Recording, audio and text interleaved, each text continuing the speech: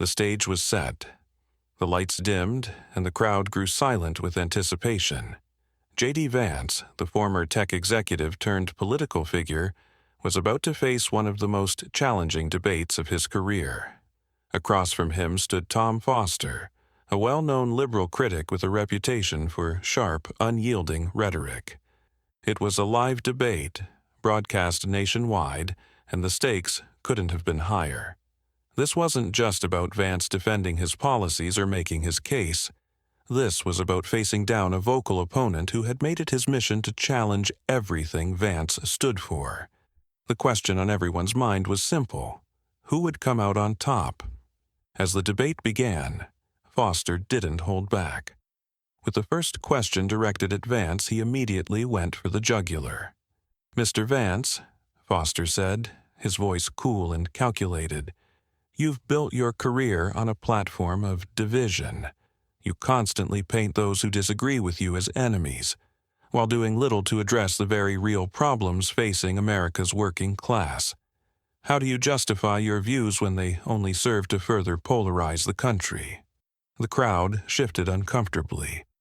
It was a pointed question, one meant to provoke and discredit.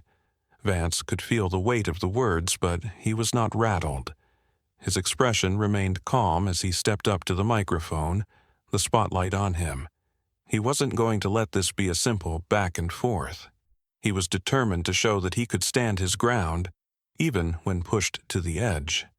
Vance took a deep breath, gathered his thoughts, and leaned into the mic. "Mr. Foster, I don't see division where you do.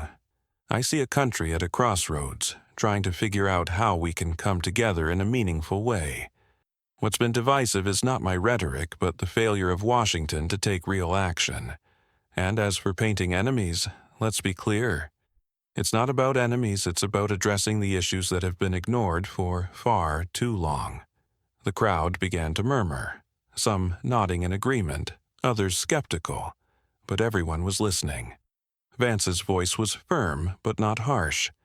He wasn't just defending himself, he was turning the question back on his critic, forcing Foster to confront a reality he hadn't been prepared for. Foster, clearly taken aback by Vance's composed response, tried to recover. "But you, yourself, are part of the system that perpetuates inequality, and your policies only benefit the wealthy." Vance did not give him a chance to finish. "I'm not part of the system that perpetuates inequality, Mr. Foster. I'm part of the solution to it," he said, his words cutting through the air with a precision that left the crowd hanging on every syllable. "The real issue is not how much wealth I've made. It's how we stop the elite few from hoarding everything and create a system that works for everyone." The audience erupted into cheers and applause, clearly caught up in the momentum of Vance's confident, clear response. Foster stood there, momentarily disarmed by the force of Vance's words. The crowd wasn't just reacting to what was being said. They were reacting to the way JD Vance had handled the moment. There was no anger, no raised voices, just an unwavering confidence that seemed to put Foster's sharp attacks in perspective. The tension in the room was palpable as the next question loomed. Vance had set the tone, and now the debate was heating up in a way no one had expected. The air in the debate hall was thick with anticipation. JD Vance had just turned the tables, deflecting Foster's sharpest attack with ease. But the liberal critic wasn't done yet. With the crowd still buzzing from Vance's poised response, Foster leaned in, determined to land a blow that would shake his opponent.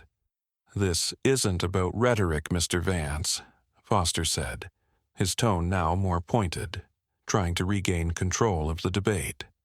"This is about your actions, or rather, the lack of them.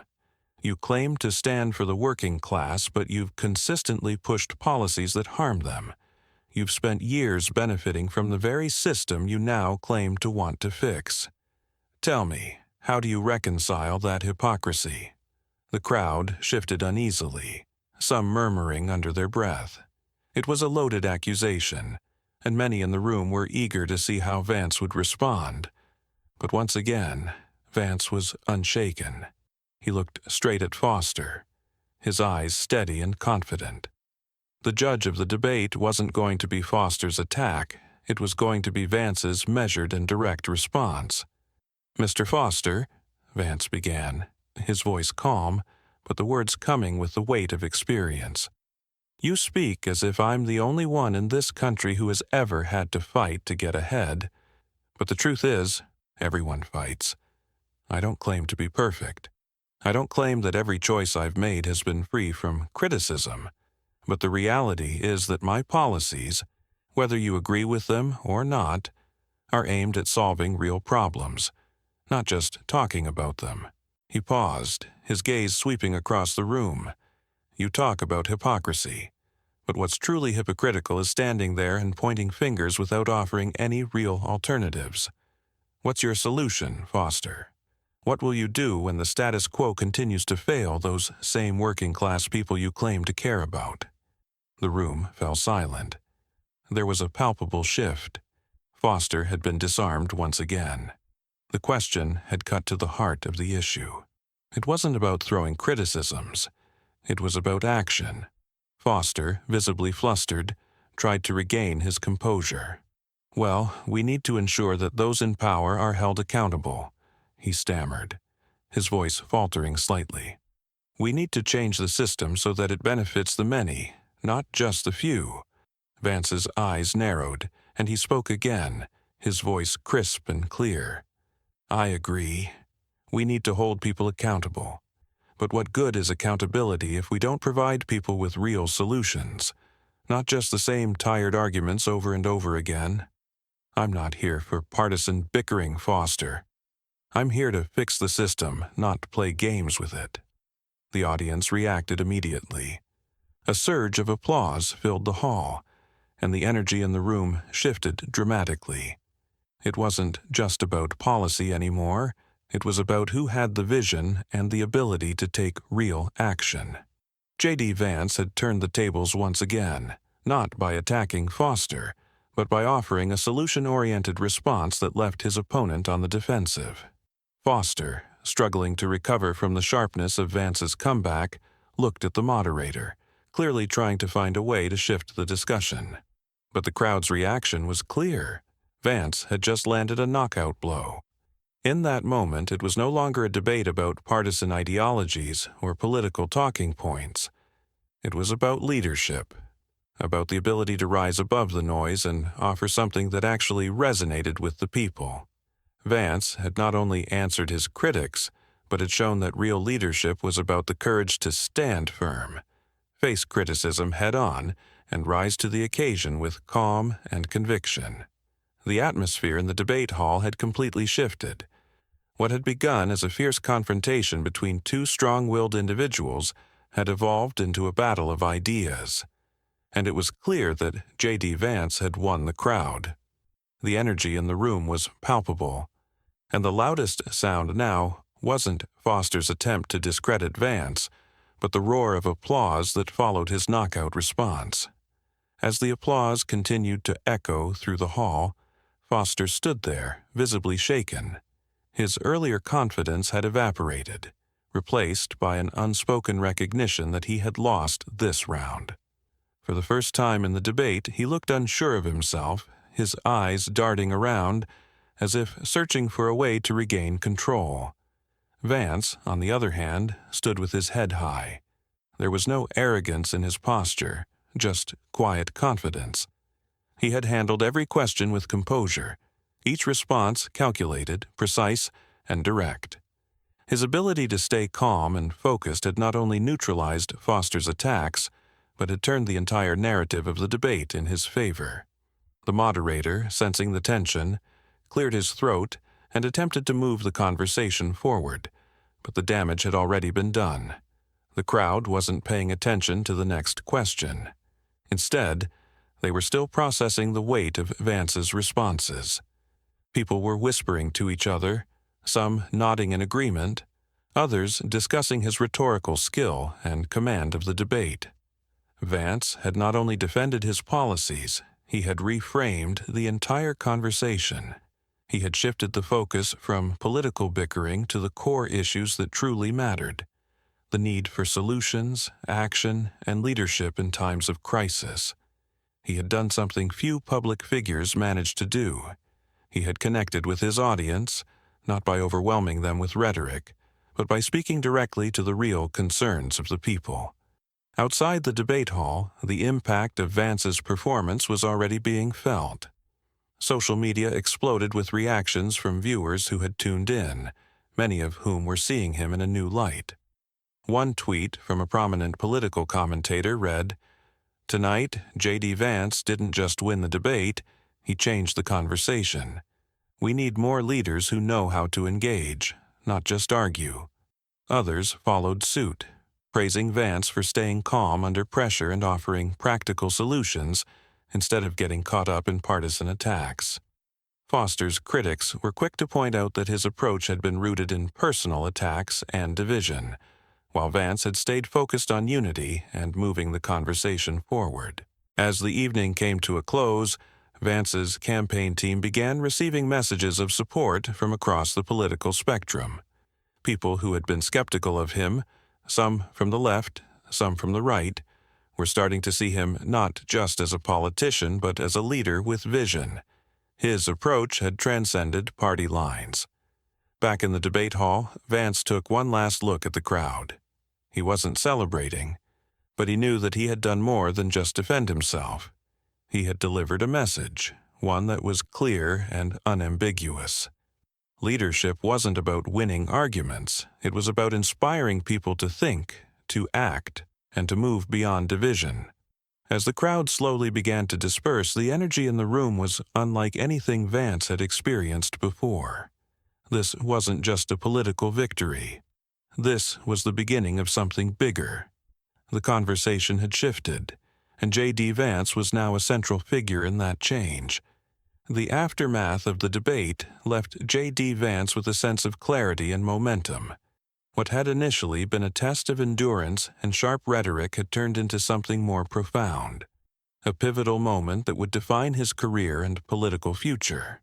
As Vance walked out of the debate hall, he felt the weight of what had just occurred.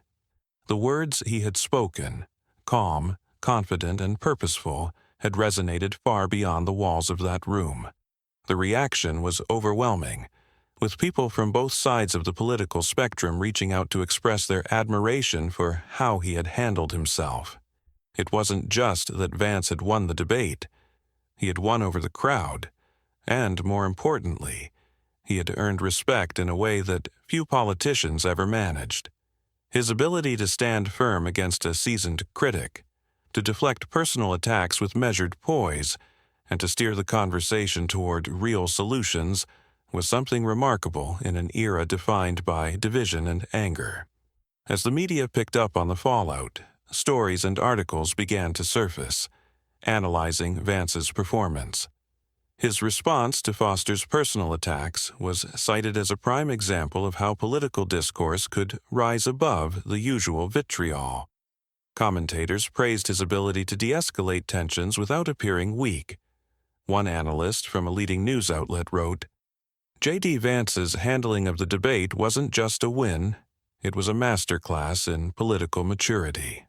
In a time when leaders too often fuel division, Vance managed to keep the focus on the issues and on solutions, proving that it's possible to lead with both strength and respect. The debate had marked a turning point in Vance's public persona. For those who had once viewed him as a polarizing figure, often defined by his controversial stances, this moment offered a new perspective. Vance was now seen as someone who could bridge divides, not just someone pushing a personal agenda. As the weeks passed, his political strategy began to shift. He started focusing more on building coalitions rather than simply drawing battle lines. His team worked to emphasize this shift in messaging, promoting Vance not just as a candidate for policy change, but as a leader capable of uniting people across party lines. His debate performance had demonstrated a rare political ability, the capacity to listen, engage, and offer real solutions even when under attack. But it wasn't just the media that noticed the change. Vance's colleagues in politics, even those who had previously been critical of him, began to offer their support. The shift was subtle but significant. More invitations to bipartisan meetings, public endorsements, and a new sense of respect from those who had once dismissed him as too polarizing. Vance, aware of the impact this moment could have on his career, decided to use it as a springboard. He began focusing even more on connecting with everyday Americans, those who felt forgotten by the political elite. His message became one of pragmatic solutions, built on the foundation of his belief that leadership isn't just about winning debates. It's about finding common ground and moving toward progress. In the months that followed, JD Vance's approval ratings began to climb. People who had previously seen him as a divisive figure now started to see him as someone capable of bringing change. His blend of rational discourse and authentic leadership resonated with a wider audience, and his success in the debate seemed to unlock a new chapter in his political journey. That night, as the debate concluded and the cameras turned off, it wasn't just the judges or the pundits who were watching. It was the American public. They had seen something different in JD Vance, and that moment would continue to shape his path forward. The lessons from that evening were clear. Leadership was about more than just winning. It was about creating conversations, building bridges, and most importantly, about demonstrating strength in vulnerability. It was this newfound leadership that would guide Vance in the months and years ahead, shaping the future of his political career in ways no one could have predicted. The aftermath of JD Vance's debate performance rippled far beyond the debate hall, sparking a chain reaction that began to reshape the way political figures engaged with the public. What started as a single moment of composure and strength had set a new standard for political discourse, influencing how politicians interacted with both their opponents and their supporters. In the weeks following the debate, Vance's poll numbers soared as people from both sides of the aisle began to view him with newfound respect. The way he had handled Foster's personal attacks, not by matching aggression with aggression, but with calm logic and focus, set him apart from other politicians who often relied on divisive rhetoric to fuel their base. His ability to address the issues head-on without demeaning others became a model for how political debates should be conducted. Media outlets across the country began to highlight Vance's performance as a turning point in American politics, noting that his approach might be the key to bridging the deep partisan divide that had gripped the nation. Articles in major publications called for a return to respectful dialogue, focusing on the issues rather than personal attacks. Vance showed us that leadership doesn't come from the loudest voice in the room. It comes from the most thoughtful voice, one op-ed read. Another commentator echoed the sentiment, writing, "It's not about silencing the opposition. It's about engaging with them thoughtfully, even when you disagree." As the media continued to discuss the debate, politicians from both parties began to take notice. A number of rising stars in American politics, especially those in the younger generation, began to adopt a similar approach. They focused on common ground, spoke with a level of thoughtfulness, and emphasized the need for unity rather than division. Many viewed Vance's success as proof that leadership could transcend the bitter partisan bickering that had become the norm in Washington. But the impact of Vance's performance wasn't limited to just the political elite. It also resonated with everyday Americans, many of whom had grown disillusioned by the constant negativity in political discourse.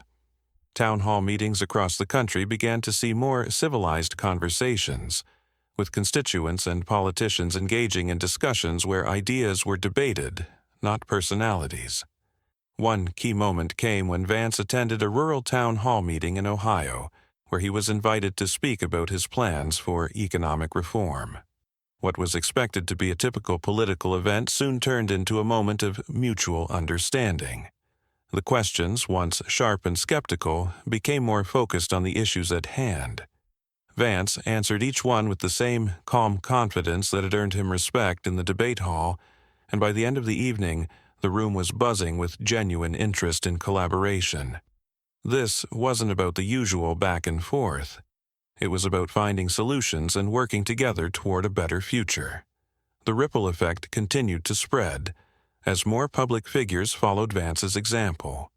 Even political commentators and activists who had once criticized him began to acknowledge the value of his approach.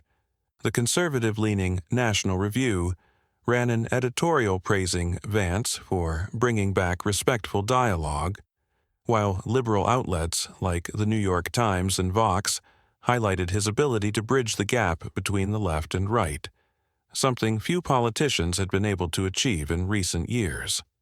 As Vance's political career gained momentum, he used his newfound platform to promote bipartisan efforts and civic engagement initiatives, focusing on what truly mattered to the American people: jobs, education, and health care. He started sponsoring legislation aimed at creating cross-party alliances to address critical issues like health care reform and climate change, areas that had traditionally been too divisive for meaningful action. While his critics continued to challenge his policies, they couldn't deny that Vance's approach to leadership had opened a new door. His ability to remain focused on solutions rather than engage in personal attacks created a model for politicians who were weary of the toxic polarization that had plagued American politics for years. As Vance prepared for his next political run, he knew that his journey was far from over. The debate had been a defining moment, but it was only the beginning. His future would be shaped by the lessons he had learned that night: the power of patience, the strength of respectful dialogue, and the importance of leading with integrity. And as the country continued to watch, JD Vance had not only redefined the way he was perceived, he had helped to redefine the conversation in American politics, one that focused on progress, unity, and, above all, the belief that it was possible to disagree without losing sight of the bigger picture. As the months turned into years, JD Vance's debate performance and the subsequent ripple effect became more than just a turning point in his career. It became part of a larger movement toward a more respectful, solution-oriented political culture. His ability to stay calm under pressure and turn the tide in his favor had not only redefined his personal brand, but also shifted the expectations for how political discourse should be conducted in the public eye. Vance, now a seasoned figure in national politics, found himself at the forefront of this quiet revolution. The lessons he had imparted during that pivotal debate, where he focused on unity, empathy, and real-world solutions, were now part of his core political philosophy. He had shown the country that disagreement did not have to breed hostility, and that dialogue was more important than the loudest argument. His influence was undeniable. The once toxic partisan divide that had been so common in American politics began to show signs of cracking. Politicians from both sides of the aisle who had witnessed the shift in the debate world began to follow Vance's lead. No longer was it enough to win a debate. It was about engaging with genuine solutions to the issues that mattered most to Americans. Vance's career continued to grow as he championed bipartisan reforms and pushed for legislation that encouraged cooperation over confrontation. His efforts were often met with resistance, especially from the more ideologically rigid corners of both the left and the right. However, Vance's message had gained too much traction to be easily dismissed. He was no longer seen simply as a controversial figure or a one-off politician. He had become a symbol of a new kind of leadership, one that recognized the importance of compromise and constructive criticism rather than personal attacks. What truly set Vance apart, however, was his ability to stay grounded in the principles he had articulated so clearly during that debate.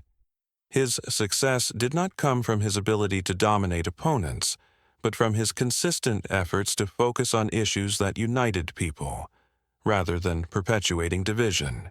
His work on issues like education, health care reform, and economic disparity spoke to the concerns of ordinary Americans. those who were tired of the endless back and forth and were ready for solutions that worked. The true measure of Vance's lasting impact was in the way people talked about him. When his name came up in conversation, it was no longer just a debate on policies or personal opinions. It became a discussion about the values he had brought to the political table. Words like integrity, patience, and humility began to emerge as key descriptors, rather than words like polarizing or divisive. His transformation from a polarizing figure into a bridge builder was a testament to his commitment to leading not by force, but by example. In the years following that fateful debate, Vance's political philosophy began to influence future generations of leaders. Young politicians, inspired by his example, began to adopt his approach, one that prioritized respect in the face of disagreement and substance over style. Political commentary shifted as well, with analysts praising leaders who emphasized unity and thoughtful engagement rather than flashy rhetoric or inflammatory attacks. Despite the ups and downs of political life, JD Vance's legacy was clear. He had proven that leadership was not just about winning arguments or beating your opponent. It was about creating space for dialogue, listening, and being open to growth. And in doing so, he had opened the door for others to follow in his footsteps, shaping a future of political discourse that was more inclusive, productive, and, ultimately, human. By the time he left office, Vance had built a lasting foundation, one that would continue to influence the political landscape for years to come. His legacy was not written in the laws he passed or the policies he championed. It was written in the way he had shifted the culture of political engagement, proving that sometimes the most profound changes don't come from what you do or say in the heat of the moment, but from how you choose to respond with grace, integrity, and vision. And with that, JD Vance had changed the conversation, and in doing so had changed the future of American politics. What do you think? Did JD Vance's approach to the debate change the way you view political discourse? Share your thoughts in the comments below. If you found this story inspiring, don't forget to like, subscribe, and turn on notifications for more stories of leadership and change. Let's keep the conversation going.